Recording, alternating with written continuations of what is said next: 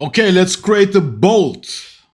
First of all, let's create a cylinder, something like this. Let's chamfer the bottom edge, pressing BC. That's something you don't hear from me that often, the chamfering. I usually say BD for filleting.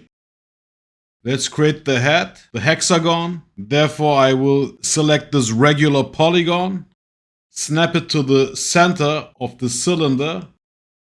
And I tap twice for getting to this field and I type in 6. And now I have a hexagon. I switch to face mode for extruding a solid out of this hexagon. I don't need this polygon, I can delete it. Now I will shape this top part, creating a center circle. Again, let's snap it to the center of this hexagon, or of the solid this time. Make something like this, slightly larger than the hexagon.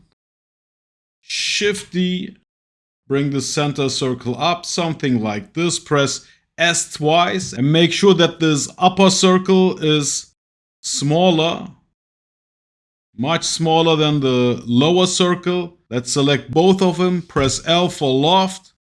Delete these circles, we don't need them. In edge mode, select this upper edge of this sheet we have just created. Shift J for patching that hole with G0 continuity. Bring this guy down. And that's exactly the shape we want to have. We will cut away this part. Can even go slightly lower, something like this. Select this hexagon solid, press Q, and select the sheet as a cutter. Press OK. We can cut away this part. Boom. That's what we have. That's exactly what we wanted. Join both, pressing Q twice with the union boolean. And now let's fill it a little bit. This one.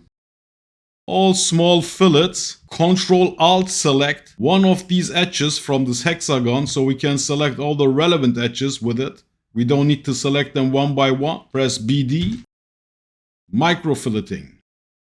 Just to have something which catches the light. Let's fillet this lower edge. Alt select this one with these waves. Fillet this one as well. And of course the top one. So that's what we have so far and that looks okay. And now let's cut out the spiral. Activate this spiral tool and X-ray mode. Start creating your spiral by snapping to this lower center of the cylinder. And I go up to this upper center. And I snap this spiral to the cylinder. And now I can drag this down and determine the exact height. And I don't want this spiral to go all the way up. There are of course bolts which are designed that way, but I want to leave a gap. And of course I will bump up the turns, which are at 4. Give it 20. When we give it 20, we have something like this. That looks okay. Let's bump it up to 30. So the first adjustment was the diameter by snapping the spiral to the cylinder. The second adjustment was the height. And the third adjustment are these turns. And I say, okay. Again, let's select the spiral and press P for pipe. I will go to this shader and show the edges so we can see what we are doing. So press P. These are the default adjustments. Obviously, I want to bump up the thickness, so I drag on this section size. And here, this adjustment is also very important. We want to cut a triangular shape into the cylinder. So therefore, we have to play with this vertex count. If we type in 1, nothing changes. But if we type in 2, we get a triangular look. 2 or 3. If we type in 4, we get this shape. And if we type in 5, we get this, but that's not what we want. We want either to have 4 sides and we can cut this way, or we want to have 3 sides this way. Let's try 4 and bump up the section size. Again, let's play with this parameter. That's what we get. Let's try 0.03. I think that looks okay. And I say okay. So now let's make our difference boolean. I select the main solid, press Q, and select the pipe as the cutter and press OK. Hide the edges, we get this situation, and that's exactly what we wanted. The only thing which bothers me is this ending, so let's fix that as well. So therefore I'm looking from the front view and I create an isoparam curve. In face mode, select this face, this whole part, press Ctrl R for running the isoparam. Snap it to the center of this edge, this mid edge. Okay, now let's create two lines, one here and one here from the front view. So let's create the first one here, starting at this corner, and snap it to this isoparam curve, press OK.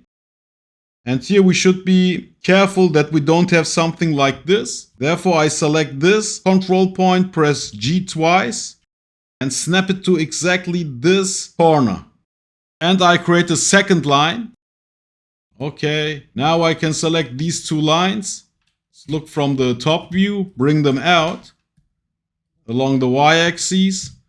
Okay, select the solid, press Shift I, select both lines. The first one, Shift select the second one, press OK. And now we have imprinted the lines onto our solid. Let's deactivate the X-ray mode. And in face mode, we should be able to select these faces and delete them. I know what you are thinking. This little detail took longer than the whole solid. Now we can create this connection, selecting this spiral type of edge and this one, this isoparam curve. Look for bridge.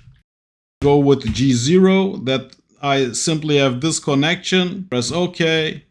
If we select these two edges and the line I have created and press Shift J for patch hole. With G0 continuity, I don't need this edge any longer, I can delete it. Okay, now select this edge loop, which is basically the hole, and press Shift J and close this one as well. Here was obviously a little gap, that's why we have 4 edges instead of 3, but that's okay. Since we have our solid back, we can delete these lines which we used for creating imprint curves. Look for delete redundant topology. Delete the junk we don't need. And like I said, sometimes a tiny detail takes longer than the actual object, but that's part of the game. Let's hide the edges, and that's what we have so far. And I won't go through the hustle of filleting these edges of the spiral as well, since you get the basic idea. Peace!